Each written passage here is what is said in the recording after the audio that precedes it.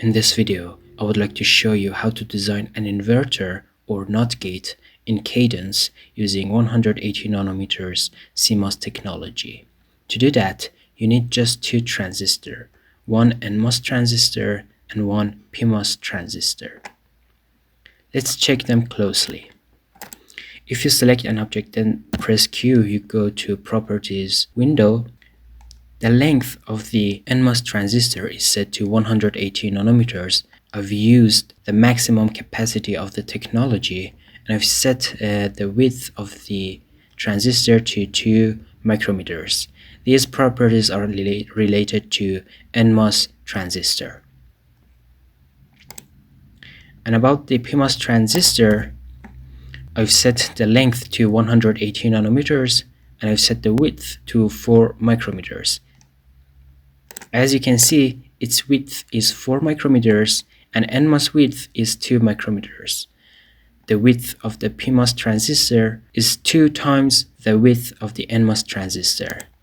That's because by default, the mobility of electrons is more than the mobility of the holes. So by default, the strength of the NMOS transistors is more than PMOS transistors, so they get more current. In order to balance their power and strength, it's a good practice to keep the width of PMOS transistor at least 2 times more than the width of the NMOS transistors. Then I created a pin here and I called it input. I connected to the gates of the transistor and I took the output from here and I created a pin and I called it output. You could create pins by pressing P or directly selecting this object. I've also created VDD and VSS pins for the power supply of this simple digital gate. Then by using create cell view from cell view, I created a symbol for this schematic. You can see it here. Symbol, NOT gate, symbol. I created a symbol for that schematic. Then I created another schematic and I placed that symbol here. I wanted to simulate the behavior of this digital gate that we've designed. To do that, first I provided VDD and VSS for our system. To do that, I placed a DC voltage source, which is called VDC. I set its DC voltage to 1.8 volts. I placed another DC voltage here and I set its DC voltage to 0. And then I connected to GND. I didn't want to connect my system directly to GND, which is a global net. That's why I created VDD and VSS from here. By pressing L, you can create net names or labels for your wires and then connect them to the pins that you want. Then I created a pulse voltage source, which is called VPulse. I set voltage 1 to 0 and the second voltage to 1.8 volts. I set the period to 10 nanoseconds. The pulse width is set to 5 nanoseconds. So you can see that the duty cycle is 50%.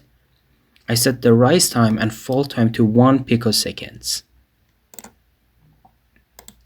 Then I created its negative pin to VSS, which is here.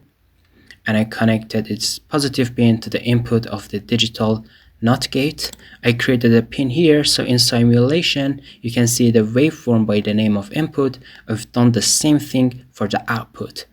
I've also placed a capacitor here with the value of 100 femtofarads because I wanted this NOT gate to drive a capacitive load.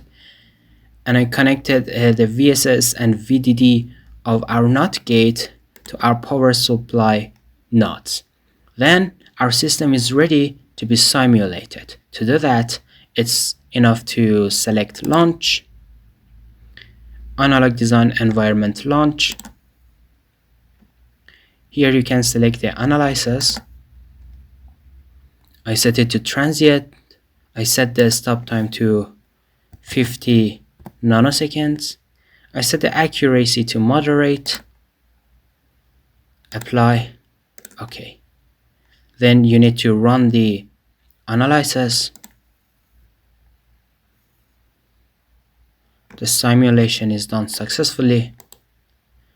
Now we want to see the waveform of the input and output of this NOT gate, which is an inverter. To do that, head to results, navigate to direct plot, main form.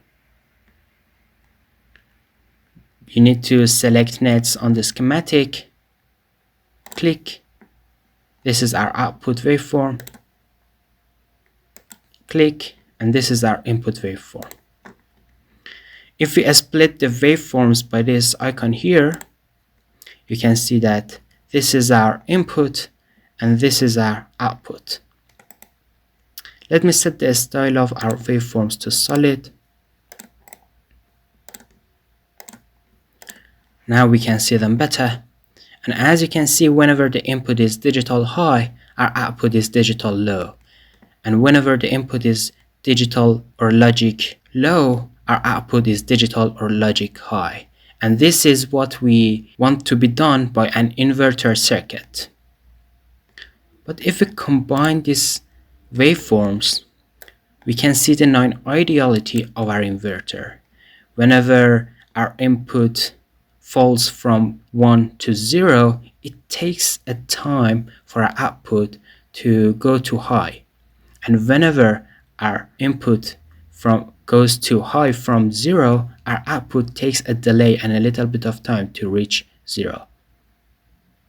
But this is acceptable and our inverter works fine.